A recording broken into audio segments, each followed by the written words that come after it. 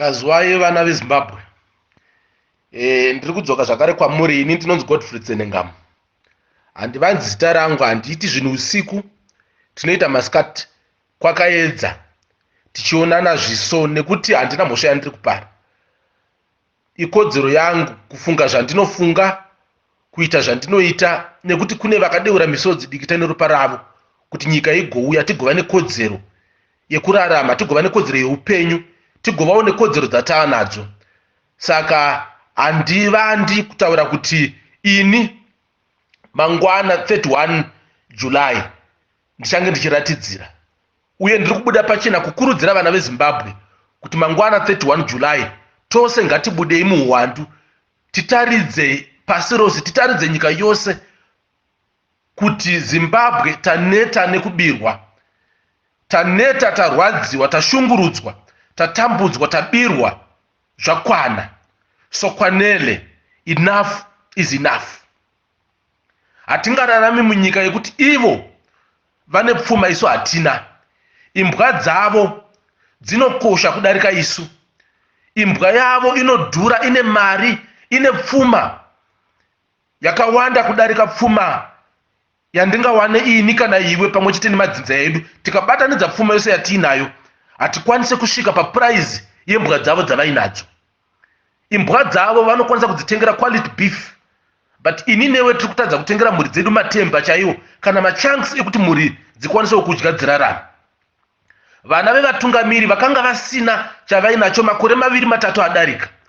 Pari zvino they are worth millions and millions of US dollars, not bond, but vasinei kwavanoshanda, vachibira nyika, vachiita ukopokopo munyika, ruzhinji ruchitambudzika.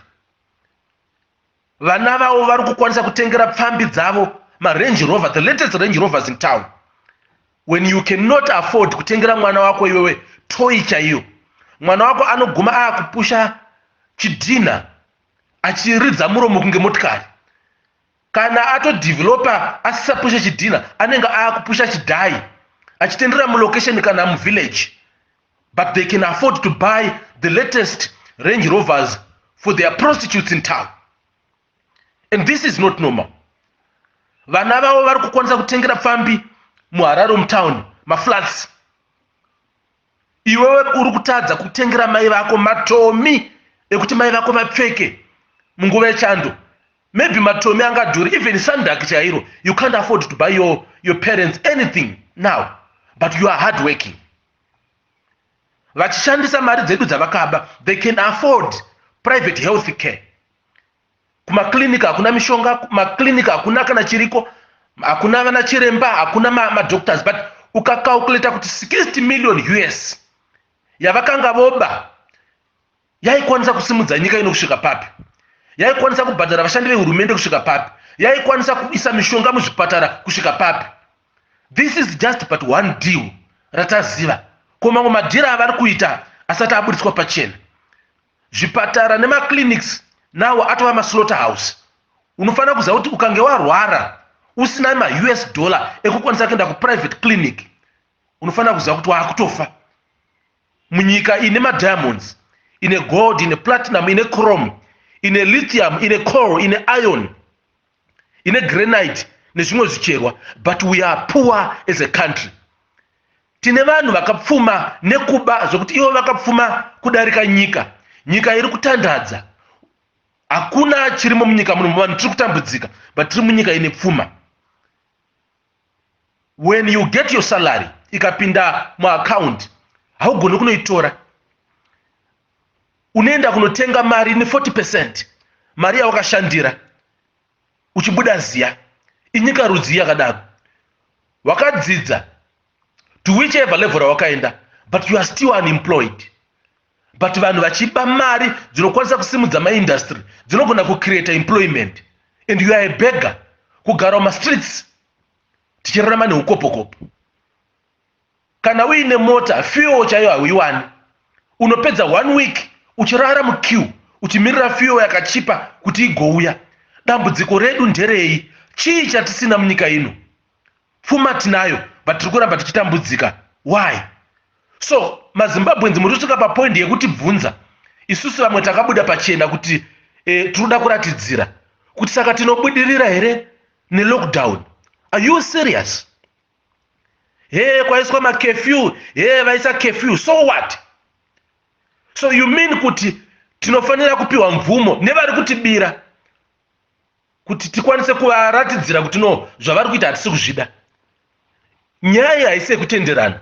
Hatina mhosva yatiri kupara, hatina munhu watiri kurwisana naye, but taramba kubirwa. Mbavha hadzigone kutitendera kuti tiite protest against what they are doing to us. Vamwe wenyu munogona kufunga kuti ndezvavo ivo vakazvitanga, vana Tsenengamu, vana Skala, vana Ngarivhume, Hopiwe, Mukwananzi, Jim, Obeistole, vana Sakozi, vana Ustalos, vana Kuraone, vana Ngadzore, vana Alan Moyo, vana Masarauri, Peter Mtasakana, vana Robson Chere. Because tisi tiri kutsvagwa nemapurisa. It's not about us. We are less than 20.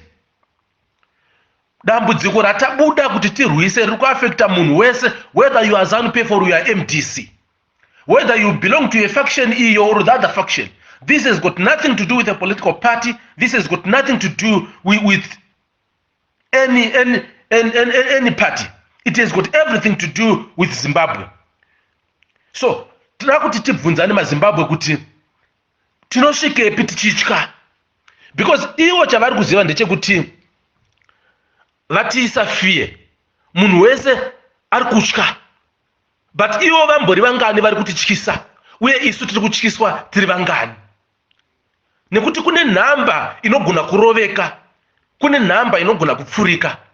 If we all come out in our numbers, they won't be able to beat up everyone. They won't be able to kill everyone. And vacho vanorova kana kupfura vanosvika panguva yekuona kuti no, nhamba iyi haigoni kuroveka kana kupfurika. So kune vanhu vari kubvunza kuti tinobudirira here. Mukaona 31 July tikasabudirira, mukaona 31 July kukarohwa vanhu, mukaona 31 July kukaurayiwa vanhu, ropa revanhu vachafa nekupondwa vashoma vanenge vabuda, zivai kuti riri kuuya pamusoro penyu. Ropa iroro richange riri mumaoko enyu, nekuti ndimi munenge maenda kusaidi remhandu dziri kurwisa vanhu, muchipa simba mhandu kuti dziponde vanhu vari kukurwirai. So everyone must come out tomorrow. Havagoni kurova munhu wese, havagoni kuuraya munhu wese. So we must come out. And munofanira kuziva kuti kana mukasarudza kusabuda mangwana, from 31 tichienda kumberi, you must know kuti muZimbabwe muchafiwa zvamusati mamboona. Vanhu vacharohwa nekushungurudzwa zvakaomarara. Umbavha newori huchasimuka zvamusati mamboona, nekuti vanenge vakuti makambozvizama mukakundika. Uye vanhu tichadzvinyirirwa kusvika Jesu achiuya, kudarika zviri kuitika zvino, kuti vanenge vakuda kupa nyika yese lesson kuti zvamakazama kuita hazviitwe. Nhamo yatinayo yamuri kuona yatiri kuchema nayo ichawedzera kudarika zvairi izvi. Kusvika kumagumo tichange tichitambudzika. So nyaya yamangwana haisi yedu vanhu less than 20 tiri kushungurudzwa kana kutsvagwa nemapurisa. Inhau yako neni, inhau yevana vako, inhau yezvizukuru zvichauya.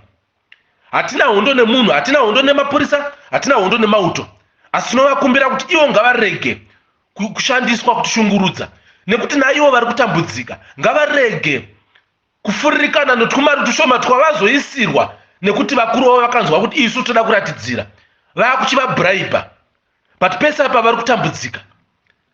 Uri kupiwa bond, but ivo vari kudya maUS. So this is a clarion call to every Zimbabwean, inclusive of those who are in the security services, kuti itai basa renyu, but musashandiswe kushungurudza vana veZimbabwe. Vamwe vangade kutitaura nhau yecorona, kuti kune corona. Yes, kune corona, but muno muZimbabwe we must be grateful to God. Tararamiswa naMwari, nekuti muzvipatara hamuna chirimo. Dai asiri Mwari, nekubirwa kwatiri kuitwa, vanhu vari kuba madonations eCovid, vari kuba mari dzinofanira kubatsira maclinics, dzinofanira kupiwa vana chiremba, dzinofanira kupiwa manurses, dzinofanira kutenga mishonga. Dai asiri Mwari, dai muZimbabwe angova makuva oga oga. So havana hanyika nesu. They mustn't be telling us anything about corona because they don't care about us. It is only because of God's grace that we are alive to this day. So we don't want to die from corona, but equally so, we don't want to die from umbavha hwavari kuita, nekuti umbavha hwavo huri kutiuraya isusu, huri kuuraya vana vedu, huchauraya madzinza anotevera nevana vanoteera. Zvikwereti zvavari kutora nyika ino vachidya mari yacho zvichabhadharwa nesu, zvigobhadharwa nevana vedu, zvigobhadharwa nevazukuru vanoteera. So what is the way forward? Here is the way forward.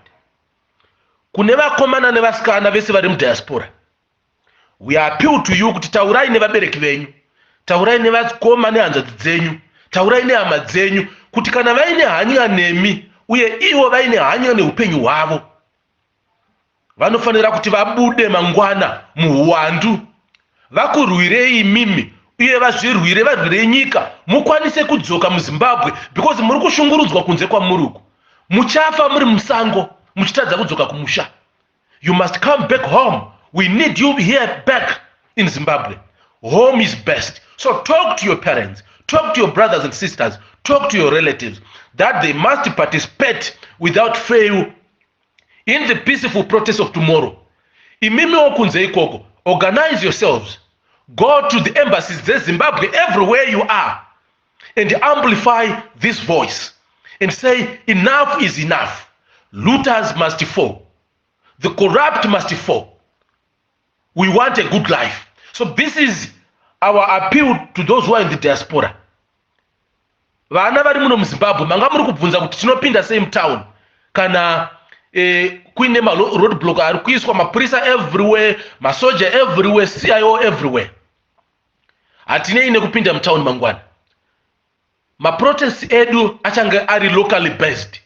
Kuma ghetto kwedu ikoko, kuma locations kwedu ikoko, ndiko kwaanenge ari. So from whatever time tomorrow, we must gather kuma locations kwedu ikoko. Totanga kuita maprotest edu peacefully tiri kuma locations kwedu ikoko. Kana taungana tose, because tinozivana mughetto medu, tichange tichionana zviso. No to looting. We don't want anyone who is going to loot tomorrow. If anyone comes out to loot, musunge. Because munye anenga atuma. We are saying no to violence. If anyone becomes violent, anenga achida kuti ape justification kuma purisa nemauto kuti vatiuraye, batai munye musunge. Hatisikuda kuona munhu anotema motikari, hatisikuda kuona munhu anopwanya building. Because munenge mapa justification mhandu dziri kurwisa, mhandu dziri kuba kuti vaponde nekuuraya vanhu. So we want peace. So anyone who is going to loot, who is going to be violent, who is going to throw stones at cars, zivai kuti munhu yeyo atumwa, batai munhu yeyo muende naye kumapurisa.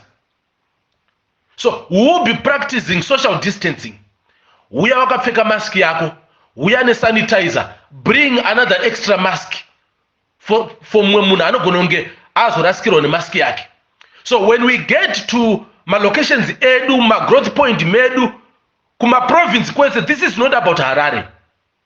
Kubindura, kuChinhoyi, muBulawayo, kuLupane, kuGwanda, kwaMutare, kuMasvingo, kuMarondera, everywhere.